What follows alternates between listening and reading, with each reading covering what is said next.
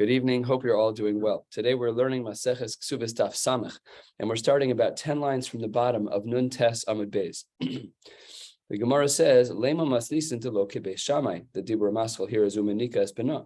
Our Mishnah had spoken about the obligations of a mother to feed her children. So the Gemara says as follows: it must be, or maybe it's the case, that our Mishnah is not like Beis Shammai, because what does Beis Shammai say? The Tanya, the Brisa writes, Nodra, if a woman makes a neder, shelo lahanik es beno, she's in the middle of nursing her child, the baby is attached to her body, nursing, and she makes a neder, and she says, I'm no longer nursing my child. Beis Shammai omrim, shometes dad mipiv. The halacha is she must remove her breast from the baby's mouth. That's the din, which means that her neder actually is chal. What does that also mean? That there's no fundamental chiyuv to feed the baby. Because if there is a fundamental chiyuv to feed the baby, your neder is irrelevant. Your neder can't go against your chiyuvim. So therefore, it must be that Beis Shammai is not like our Mishnah, because our Mishnah says that one is obligated to feed their baby. And that's Beis Shammai. Beis Hillel omrim kofel minika. So no, your neder is irrelevant, and she is obligated to feed her child. Niskar she'eno kofel, if a woman gets divorced, and I guess he gets custody, or it's presumably the case, then he can hire a wet nurse, but he can't obligate her. Bimhaya makira, and if the baby recognizes the mother, and only the mother, then no sin laschara, then we do pay her for her time to be the wet nurse for her own child. Because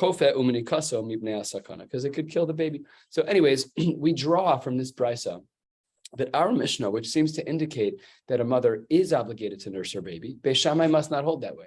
Because if Beis Shammai held otherwise, then her making a neder about not nursing would be irrelevant. If you already have a chiyuv to nurse your child, and then you make a neder to say, I don't want to do this anymore, and I'm making a neder according, too bad, says Beis Hillel, but Beis Shammai doesn't agree, so therefore maybe our Mishnah is not like Beis Shammai. The Gemara responds on the bottom of Nun Tes Amud Beis, 5 lines from the bottom of the page, 6 lines, Afilu tema Beis Shammai. Maybe we can actually hold like Beis Shammai, because this case is a little different. You're right that she's the one who made the neder, but she's married, which means that her husband also has the right to be mefer neder. And we saw this discussion already. She's the one who made the neder, but he's the one who didn't reject it. So maybe it's really his fault. Because Sabre Beis Shammai who nosin etzba bein shinah. This is the Gemara's mashal for when you have two people who are intersecting with one another, interplaying with one another. She makes the neder, and he can either be passive and say nothing, in which case her neder will be mekuyam, or he can be active and interfere, and then the neder just falls apart. So whose burden is it when she makes a neder as a married woman? Is it her burden or his burden? Beis Shammai says it's as if when she's biting down, he decides to stick his finger in her mouth, and then she bites down on his fingers. You're an idiot. Take your finger out of her mouth. Like she's chewing food. This is not the right time to stick your finger in someone's mouth. So we blame it on the husband, but it's a mashal, meaning you, the husband, should have been made for neder. That's ridiculous. She's the one who caused it. She's the one who started the neder in the first place. So really the burden is on her. So maybe our Mishnah really is like Beis Shammai, and really we're talking more about the blame that really is due to the husband for not shutting down her neder. The Gemara responds, if this is true, then v'niflagu b'ksuba be'alma. If it's true that we can make this distinction between her nedarim and his nedarim, and really there is a scenario where one could have a chiyuv that they're obligated to do, but we remove that chiyuv by blaming the husband for not being made for neder, that should apply to all of the Tanai Ksuba. Let's say that a wife says, I hereby make a neder that I won't sleep with my husband. Yeah. So the Gemara says, according to this logic, Beis Shammai should say it's the husband's fault. The husband should have been made for the neder. So within Beis Shammai, there's room to say that the Tanai Ksuba could actually be nullified, even though they're proper chiyuvim. And therefore, the Gemara says that we can't possibly hold this way. And furthermore, one more arrow in the quiver here, and this is really what ruins it. Tanya, Beis Shammai omrim eino menika. The Gemara says black on white that she is not obligated to nurse her son. Ela machvarta masnisin delo ki Beis Shammai. Ella, we have to go back with our first understanding, our first impression, which was correct. And that is that our Mishnah is not like Beis Shammai. Beis Shammai clearly holds that it is not a mother's burden, a forced burden, that she must nurse her child. Okay, sugya number 1. Now, within sugya number 1, we had said im haya makira, that if the baby recognizes the mother, So if the baby recognizes the mother, we had said in the brisa that the mother would then be obligated to be the wet nurse for her own child, and we'd even have to pay her. The Gemara says, Ad Kama, how old is a child when they begin to recognize their mother? And the Gemara seems to have a machlokas about this, even though really it's kind of hard to answer, but the Gemara says anyways that there is such a machlokas. Top of Samach Amar Aleph. Amar Rava, Amar Rav Yirmiyah Bar Abba, Amar Rav, Shlosha Chodashim, 3 months. Ushmuel Amar Shloshim Yom. No, a child can recognize their mother within 30 days. Rav Yitzchak Amar Rav Yochanan, Chamishim Yom. So we have, what do we have? 90, 30, and 50. Says the Gemara, Amar of Simi Barabai halacha Reb Yitzchak Shamar Mishum Reb Yochanan, that the halacha is 50 days. And then the Gemara questions this altogether. Bishlama, I understand Rav Reb Yochanan Kolchad V'chad Ki Churfe. Once you get to a certain point in development, it makes sense. 50 or 90 days, that we understand. But is it even feasible that at day 30, a child would not only know their mother, but only be willing to nurse from their mother? It's too young. It's an unreasonable assumption that we should assume that a child who's 30 days old is so. It's not Moshe Rabbeinu who knows that he didn't want to nurse from Bas Parah because she ate treif. That's very frum, and it's a medrash. That's not every baby. That's not normal. So the Gemara questions it all together. And then says the Gemara as follows. Kiasa, we saw this line once in Shas before, maybe twice. Kiasa Rami Bar Yecheskel Amar Lo Titzisinhu Lahani Klale Dekal Yehuda Achi. Do not listen to these guidelines that my brother Yehuda concluded from the shiur of Mishmei de Shmuel. Really, Hachi Amar Shmuel, he was wrong about this. This is a famed Yehuda who learned under both Rav and Shmuel. Yehuda was wrong. Really, here's what Shmuel said. Kolzman Shemakira, hard stop. Once the baby recognized, who cares how old it is? You test it. It's easy to figure out. And in fact, this actually happened. And the Gemara says, somebody came in front of Shmuel, and they had this case scenario where they were trying to determine whether or not the baby recognized the mother. Amar Leila Rav Dimi Bar Yosef Zil Badka, I need you to go check and see if this child was able to recognize his mother. Azal Osva V'dar Danoshe. He went into a room where there were a bunch of women. It's like the lineup behind the glass, except it's a little bit less glassy because you're just walking past a bunch of women. We're seeing if the baby recognizes his mother. So you take the baby, you hold him right in front of woman number one, and you just sit there. And if the baby draws toward the mother, we presume that there's some kind of bonding there. And then v'shakle lebra, then we take the child, become a hadr le alayhu. Then we take the baby, and one at a time we go down the line to see if the baby recognizes the mother. And says the Gemara, kimata legaba, when the baby really did get to his actual mother, havas kam masve lapa, he showed a face to his mother. In other words, he looked up, he recognized it. We could tell, you can tell when somebody recognizes it's clear. Says the Gemara, she didn't want it. She was trying to hide. Kivashtinhi leina, she turned her eyes away, mine, from the baby. Amarla, and then they said to her, no, not afenich. You need to look up at your child. Kum daribrich, come take your child. So therefore, the Gemara ends up concluding that there is a way to check. It's a very simple test, and it's not a test of days, and it's not complex. You bring a baby near a woman who is her mother, and if the baby actually recognizes the mother, then she has a proper chiyuv to feed her child. Done deal. Says the Gemara, summa mina yada. What if the woman is blind? Or what if the baby is blind? What? What did you say? Child. Yeah, what if the child was blind? Correct. So the Gemara says, don't worry. Amar Ravashi, berecha uvetaima. We know this to be true, that people have certain smells. There's like studies on that now. We actually have some good data on that now, but they knew that even then, that a baby can smell his own mother. And but uvetaima seems to be some type of implication in regards to the milk itself. Presumably, and therefore the baby would know the difference. Tanu Rabbanan, third of the way down on Samach Amud Aleph. The Brisa writes, Yonek tinok v'holech ad esrim v'arba chodesh. A person should be willing to nurse their child up to 24 months. Mikan ve'elech ki yonek sheketz, Dibur Rabbi Eliezer. After 24 months, once you get to 24 months and a day, or what's called the 25th month, then it's no longer appropriate to nurse your child. Then then the baby is like yonek sheketz. He's like eating from a treif animal. That's what Rabbi Eliezer says. Rabbi Yeshua Omer no afilu arba b'chameshanim, even up to 4 and 5 years. Says the Gemara, Piresh la'achar esrim ve'arba chodesh v'chazar ki yonek sheretz. And if you separate from the mother, if the baby separates, and we'll define this a little bit later, when he stops nursing for a short period of time after 24 months, and then he goes back to nursing, that's also ki yonek sheretz. That's even according to Rabbi Yoshua, who says Rabbi Yoshua says it can even be 4 and 5 years. So this is the machlokes. According to the Tanakama, you're considered a sheketz after 24 months, no matter what.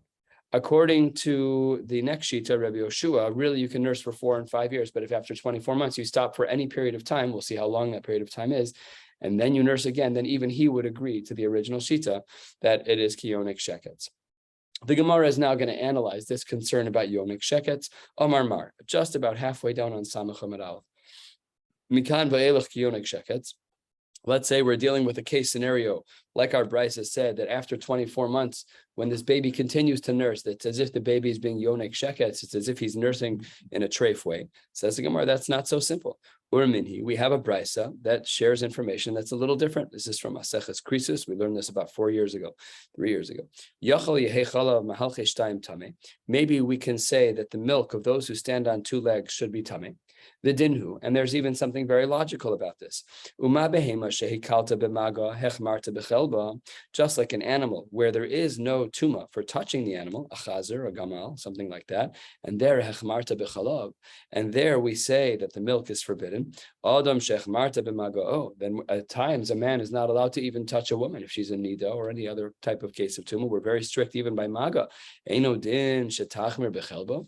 We know, and this was one of the stories I've told you many times and many years ago, this took place where I went into someone's house at Goyda Raisa. The woman was makbid on Tumas Moshav. Welcome to my house. Thank you for flying to Texas to do my kid's circumcision. You can sit anywhere you want except in my chair, Tumas Moshav. That's what it's going to be like. Please God, Bakara B'Yamenu. That's the din, but it's not a din when there's no Beis Hamikdash. But she was holding stark. She wasn't aware that the Messiah hadn't come yet. I think she has some different beliefs than we do. Anyways, the point is that we have hakpadas in regards to nida. You can't touch anyone you want when you're. So if by a camel, we've all been on camel rides. You can touch a camel, but you can't touch a woman who's a nida. So then all the more so, says the Gemara, Eino din shetachmer b'chelbo. All the more so we should assume that her milk is treif. Says the Gemara, don't worry, Talmud Nomar es hagamal kima lagera, that the camel chews its cud. Hu tameh ve'ein chelbo mahalche shtayim tameh ala tahor. Only that animal is tameh, but the chalav of mahalche shtayim, the milk of people who stand on 2 feet, that is going to be tahor. Yachol, maybe I should say otzi es hachalav she'eno shave bakol. Not everybody has milk in their body; only some people do. V'lo otzi es hadam shu shave bakol. But everybody has blood in their body. So what should we say about blood? So the Gemara says, Talmud Lomar hu. The blood of a person is not considered tameh ela tahor. It's actually halachically tahor, and we'll see how so in a moment. But this brisa, and at its length, here comes the question: V'amar Rav Sheshes, afilu mitzvahs prisha einbo. There's no mitzvah of prisha at all. So if there's no mitzvah of prisha when it comes to chalav, and we're saying that the chalav of a person is not considered to be tameh, so why are we saying it's kiyonik sheketz? How can you say that a baby after 24 months or after 4 and 5 years, whatever the parameter is, how can you say that it's kiyonik sheketz if the brisa increases, says black on white, that there's nothing wrong with it, there's not even a chiyuv prisha from milk? Nothing. In Shulchan Aruch, there's a conversation about whether or not the chalav isha is considered to be milchik as it relates to regular basar b'chalav. Normally, we consider chalav as being from an animal, from a cow, from a goat, something along those lines. There we have a doraisa status of chalav. What's the halachic status of a woman's breast milk? Sometimes these errors have happened where, like, sometimes if you just store milk in just the wrong jar, someone could drink it. And the question is, what's the halachic status? Okay, these are all discussions. Shulchan Aruch also discusses, what about chalav zachar? There are some men who, due to hormonal imbalances, can lactate. And what is the status of their milk? These things happen. They're uncommon, but the Shulchan Aruch does discuss these cases. I've never heard of it. Baruch Hashem. It's not common, but if there's a hormonal imbalance, that's the difference between men and women in this area is hormones. We just don't have all the body parts that they do, so they have hormones running through their body that helps them to develop. No, the Shulchan Aruch, this guy, I think the Ramah quotes it. I think the Ramah in Shulchan Aruch, and we can look it up at another point. Anyways, we don't have to talk about that now. But that was just the Gemara's question, is to say, how can you say it's kiyonik sheketz if here there's not even a mitzvahs prisha? Says the Gemara, lo kasha, hada parish, hada lo parish. It depends. There's 2 different cases. Take a look at Rashi halfway down the page. Dibra maskil hada parish. Rashi says, hada katani mutter kshepiresh midade ha'isha. When is it that it's mutter for one to drink milk? That's only if it's been separated from her body. She pumped milk and she put it into a bottle. And she put it l'kli. The hayonik min hadad, and if the child continues to nurse from the dad directly from the mother's breast, that's kiyonik sheketz midrabanan. But really, you're right. The Brisa wasn't talking about that. The Brisa was talking about a kli. Our case was talking about nursing directly. And the Gemara then wants to say the chilufa bedam. And the opposite should be true with blood. We said that milk that separates from the woman's body is fine. And we want to say that blood that separates from a person's body is not fine. That would be the opposite of the Isha with dam. And if the blood is not separated from the body, then it should be mutter. Kiditanya, the Brisa writes this, and this is halacha l'maisa. Dam she'al gabe kikar gorerova ochla. Let's say you're eating, you bite your tongue. You take the challah out of your mouth, and there's some blood on the bread. Well, you've taken it out of your mouth. Now you're porish. Dam that is porish from the body, that you're not allowed to eat anymore. So the halacha is gorerova ochla. You have to first scrape off the bread, scrape off the piece of the bread that has blood, and then you can eat the rest of it, no problem. Shebena shinayim. But if there's blood in your mouth, so then the Gemara says, motzitzo ve'enu choshesh. You can just drink it up, suck it up in your mouth, no big deal. But sometimes you see, like in the movies, when somebody gets hurt, ow, and they stick their finger in their mouth, that's mamash aser. That's not allowed. So the poskim discuss, the Rishonim discuss, what is the iser of eating human blood? Be'isr, only if it's porish from the body, because as the Gemara says that if the blood is not porish from the body, you have dental work. You have to sit there face down the whole day and dribble out blood. No, you don't have to do that. That's not the din. The din is that if the blood is inside your mouth, it's fine. If the blood is in any other part of your body, you're not allowed to put that. You cut your finger, you're not allowed to put that in your mouth. That's completely asur. It's not an isser daraisa. It might be an isser asay. There's discussions about this. This gets into shilas about cannibalism and what is the isser of eating a human being. It's not the same as eating a treifa. It's not the same as eating a nuvela. It's a lower isser. So these shilas, these are like the end of world shilas. You can choose between a treif animal and another human body. Which one's better to eat? The human body is probably better to eat, halachically speaking. So these are shilas that the poskim do discuss in God forbid scenarios. Okay, says the Gemara, that was one analysis of our brisa. Here's another one. Amar Mar, we said Rabbi Yoshua Omer afilu arba v'chamesh shanim. How can you say 4 and 5 years? That's what our brisa said in the name of Rabbi Yoshua. However, we have another brisa about tiny Rabbi Yoshua Omer afilu chavilas al kseifav. Even a child who's carrying a package on his shoulder, that child can also still nurse if he wants. So how can you say 4 and 5 years? So the Gemara responds, it's an Israeli kid. He's got more emotional maturity than little kids in America. It's the same exact thing. In America, the 4-year-olds and 5-year-olds are taking their 2-year-olds to school. Here in America, the 4-year-olds and 5-year-olds are still in diapers. So we're like way behind the time. So, but if you have a kid who's really, he's a balach rais, great, good for you. That's the same age. You can still nurse that child. A woman can still nurse that child up to 4 and 5 years old. The Gemara continues. Amar Rav Yosef, halachak Rabbi Yoshua. We paskin like Rabbi Yoshua in regards to the 4 and 5 years. That's a little interesting because if you look at the, oh no, sorry, that actually does make sense. Take that back. Let's continue. At the 2 dots, 10 lines from the bottom of the page on Samech Amud Aleph. The Gemara says, Tanya, Rabbi Marinos Omer Goneach, if there is a person who's very ill, and they need to have milk from an animal on Shabbos, so the halacha is you're not allowed to squeeze the milk out first and then give it to the person, but they can be yonik directly from an animal, yonik chalab b'Shabbos, directly from the udder of an animal. That's mutter, but separated first is not my timer. What? Whatever, it just is what it is. Obviously, you're trading. It's just trading risk.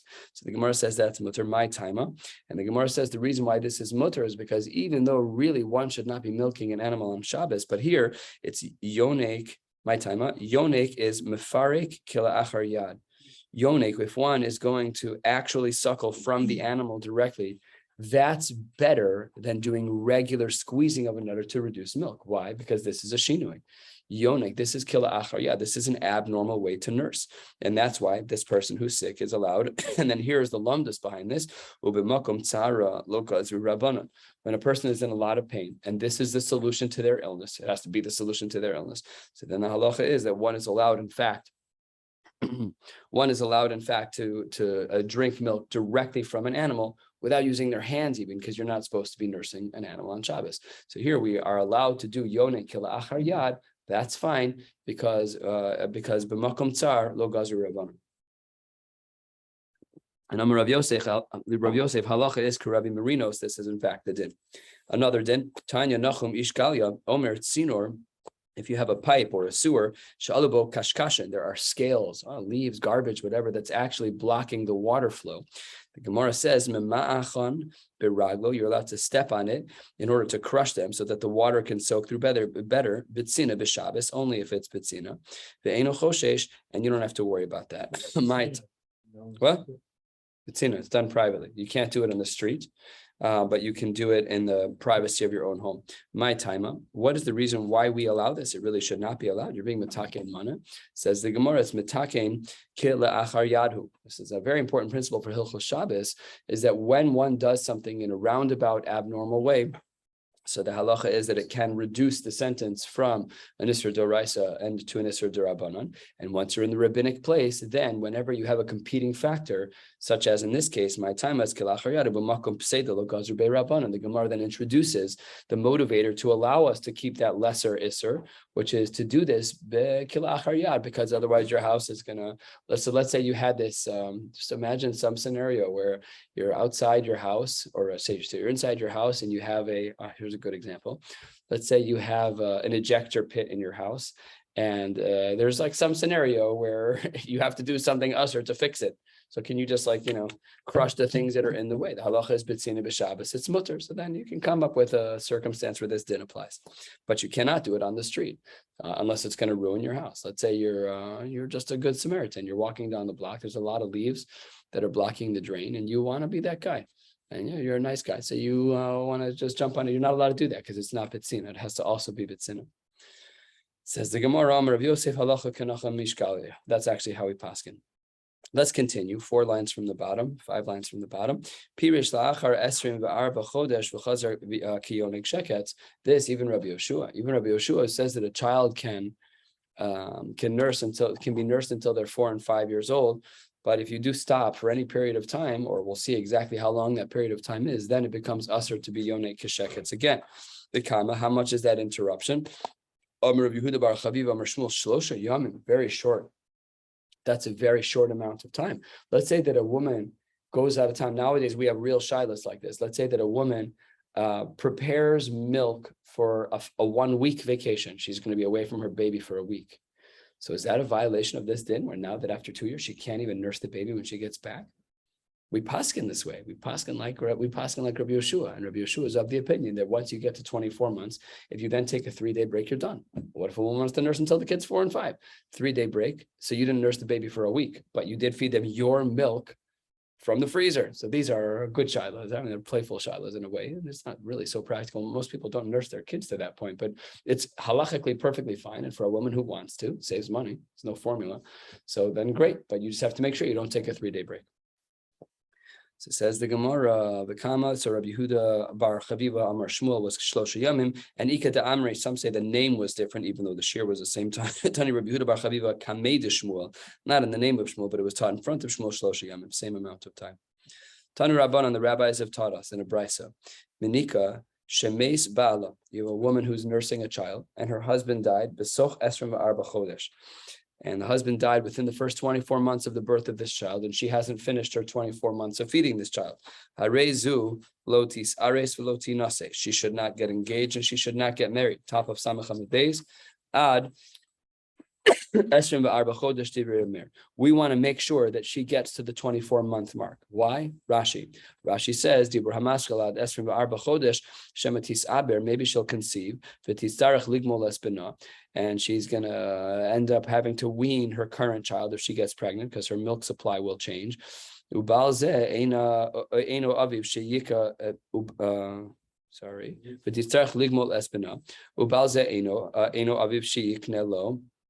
Beitzim v'chalav, and those supplemental foods that they would use were like beitzim v'chalav. Those were foods that they would use to feed the baby at that point, and they didn't have any money for it, so they didn't want to do it. So anyways, that's why, according to Reb Meir, why they should wait until 24 months if the husband dies during the first 2 years. Yehuda Matir b'shmona asar chodesh, she says no problem. Once you reach 18 months, the halacha is that we assume, according to Yehuda at least, that she's allowed to get engaged and get married in 18 months. So machlokes, if the husband dies in the first 24, in the first couple of years, whether or not she can get married after 18 months or 24 months. Amar Rav Nasan bar Yosef, hein divrei Beis Shammai, hein divrei Beis Hillel. This machlokes that we just saw is reflected in Beis Shammai and Beis Hillel as well. Beis Shammai omer mesrim v'arba chodesh, Beis Hillel omer shmona asar chodesh. Same machlokes applies. Amar Reb Shimon ben Gamliel, ani achriya, I'm going to paskin for you. Reb Shimon ben Gamliel says, the divrei omer esrim v'arba chodesh muter sinase be'esrim ve'echad chodesh. He says that one, even according to the Shita, who says that she can't marry until 24 months, that what that really means is 21 months, and we'll see why in a moment. And Ladibri Helmer Beshmona Sar Chodesh Mutar Sinase Bechamisha Sar Chodesh. So he is pulling 3 months off of each of these shiurim. So really it's 24 to 18. And then really, it's not 24 minus 3 is 21, and 18 minus 3 is 15. And really, they're the same numbers. How are they the same numbers? Says the Gemara, Lefi she'ein hachalav ne'ekar ela la'achar shlosha chodashim. It takes 3 months from conception for the milk supply to stop. So that's what the Gemara seems to say. I don't know how that works medically, I don't know, but that's what the Gemara seems to say. So if in fact it takes 3 months to stop the milk supply, so then when we say that she can't marry until 24 months, that's really not logical. Really what it means is that it's 21 months, because by the time she adds the 3 months up, then it'll be 24 months. So what it means is that we can't have her milk supply stop until 24. She can get married at 21, but we don't have to worry about her milk supply stopping until 24. Amar Ula, halacha Rabbi Yehuda. Now we're going to get into some halachic issues here of how we paskin. So Ula says the halacha is like Rabbi Yehuda. If you look at the top of the page, second line, Rabbi Yehuda was of the opinion of 18 months. So we know from Rabbi Shimon ben Gamliel's combination with Rabbi Yehuda that 18 months is really 15 months. So it seems from this collection of statements that we really paskin that the halacha is that they can get married after 15 months of nursing. Arise de Abaye, the Gemara now tells the story. One of the crop workers of Abaye, Asa Lakame de Abaye, had a shiloh, and this was his shiloh. Says the Gemara, Amar le Mahu le Ares Bechamisha Asar Chodesh. What about getting married after 15 months of this baby? Is my wife allowed, or his new wife, the woman who's nursing that baby? He wants to get married to this woman, but she's feeding her baby. The woman's husband died. It says the Gemara, Amar le Chada de Reb Meir of Rabbi Yehuda halacha Rabbi Yehuda. First of all, we pass on like Rabbi Yehuda that it's 15/18 months. Oh, Beis Shammai Beis Hillel halacha Beis Hillel, and Hillel held 18 months. Amar Ula halacha Rabbi Yehuda, and Ula told us a few lines ago that the halacha is like Rabbi Yehuda. And also, what did we learn? V'amar ukvali hitir b'chanin l'seis lachar chamisha sar chodesh kol shekein de'at le'ares. And even for you, you just want to get engaged, you don't even want to get married. Of course, no problem. You can get married after 15 months. Remember that Abaye was a Talmud of Rabbi Yosef. And the Gemara says, Ki yasa l'kamei de Rabbi Yosef. Abaye showed up in front of Rabbi Yosef, and they were talking and learning. And Abaye said, yeah, I just told this couple that they can get engaged after 15 months. Amar le, he says, Rav Shmuel Damar Tabat, tzricha l'hamtin esrei v'arba chodesh, chutz miyam shenolad bo, chutz miyam shenis arsabo. What are you talking about? We don't paskin like that. We paskin like Rav and Shmuel who say 24 months. They don't say 18, 15. It's 24, 21. So how can you do what you did? So Abaye was contrite. He realized that he had made an error. Rohad basrei tlasa parsa. He ran after this person for 3 parsa. V'amrei la parsa b'chala. Some say that he ran the parsa in sand, just showing that he made a significant effort. V'lo adreche, he wasn't able to catch up to the person. And then he really felt bad. Omar Abaye, I made a terrible error.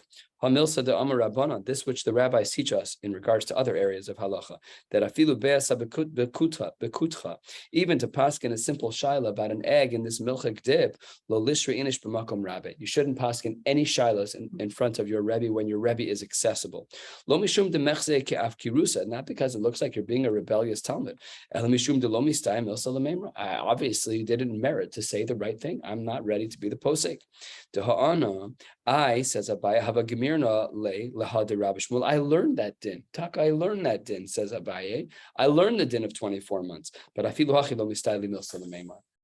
musar. One should be very careful if they're not sure about the halachos that they are paskening for people, then they should not be paskening them for people. I ask a shaila.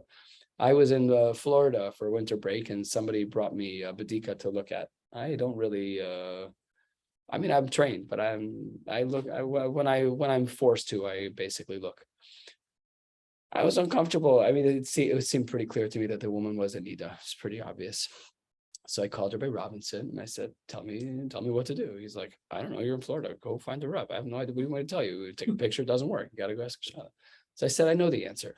I'm uncomfortable saying the answer. He's like, are you sure? I'm like, I'm 100% sure. I'm just not comfortable. So then he's like, okay, then tell her she's a nida. It was like, I'm hesitant. And it's good to be really, especially here, it's good to be really hesitant.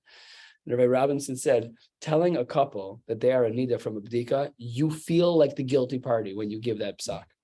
Because they asked you for the shiloh looking for a heter, And when you give, what he said, when you give out that psak, it's like you would just feel so guilty. You're like, I'm sorry. He's like, starts apologizing. It's just what it is. Okay, that's what the Gemara says. One should be careful not to paskin shilas when there is an accessible route. Tanu Rabbanan, 2/3 of the way down. Samach Medbeis. We're going to learn about 12, 15 more lines, and then we'll pick up again tomorrow. Tanu Rabbanan. Nasna benala menekes o gemalto o mace. If a woman gives her son to a wet nurse, o gemalto, or she weaned her son, o mace, or if the child died, muteres linasem miyad. Under all of those circumstances, she can remarry because she no longer has to nurse that child, and she doesn't have to worry about getting pregnant, and therefore losing her milk supply. So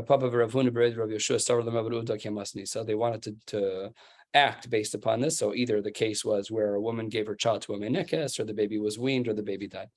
Amru lehu hahi savta, but did he have a upta v'asrli Rav Nachman? And in that exact case that you're saying is mutter, in one of these cases where let's say she weaned her kid and then she wanted to get married right away, Rav Nachman didn't allow them to get married right away. Says the Gemara, Eini, is that really true? But Rav Nachman shara lebeiresh kalusa. We know that under another Mari Makom that the Gemara says that Rav Nachman did allow for the people of a Reish Galusa and the Reish Galusa's home to remarry after one of these scenarios take place. Again, either that the woman gave her child to a wet nurse, or she finished nursing the child, she weaned him, or the child died, marry right away. But Rav Nachman allowed it under those circumstances. Says the Gemara, Shani Reish Galusa de lo hadre behu.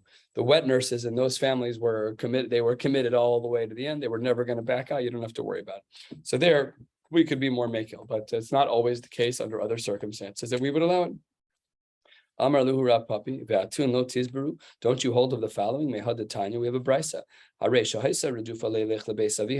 a woman ran off to her father's house, or she and her husband were in a big fight, or one of them was locked up in jail, or her husband was out of town, the husband was old and or sick,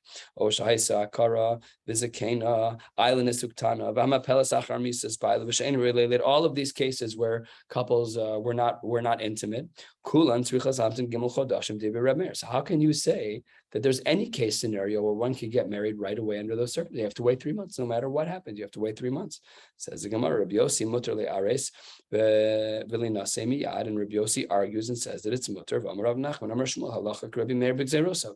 We paskin like Rabbi Meir. So how can you say over here that you have to wait 3 months? But 4 lines ago you said that they can remarry right away. It doesn't make any sense. Amar Le, great point. Lavadaitin, I never saw this brisa. That's unbelievable. We're not used to that because we have everything laid out for us. It's still difficult, but they had all of their brises in memory. It's like, oh, new brisa. I'd never heard that one before. Thank you very much. It's like a different, we have to remember that the way we learn is completely incomparable to the way the Hamoraim and Tanaim learned.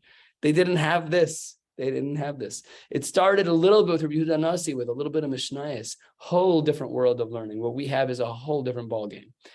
So sometimes you'll see then people talking about like the art scrolls, and they're talking about even the Beis Yosef, which is a collection of Rishonim. Don't learn those books. It's a shortcut. We should learn it the right way. You should scour to find the Ritva. You should scour to find the Ramban and scour to understand the Baal Milchamos. Whatever it is, I'm just saying our learning that we do nowadays is way different than it was in the Amoraim and Tanaim. They Pasha didn't have this price, so they misunderstood. Good. The halacha is that we distinguish here that if the child dies, then it's mutter to remarry. Gemalto, if the child is weaned, then asr. Mar baravashi amar afilu meis nami asr. This is a terrible piece of Gemara. Respectfully, Hashem, sorry. But Ravashi says, afilu meis nami asr. Even if the child were to die, it would also be asr to marry right away. Says the Gemara, Dilma katla leva azla mitzvah. Because then if a woman really wanted to get married, she would kill her child in order to marry, because again, if she weaned her child, she wouldn't be able to remarry right away. So she has to be katla. She'd have to kill the kid if she wanted to remarry. Says the Gemara, Hava uvda v'chan kate. There was actually a case like this, and then the Gemara says, no, there wasn't a case like this. Velohi, that's not correct. He shota havoy.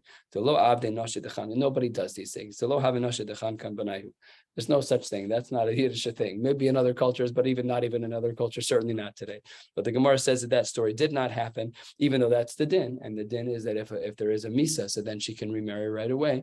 And if it's gemalto, if she weaned the child, then she would have to wait. We'll stop right here and pick up tomorrow night. Wishing you all a beautiful night.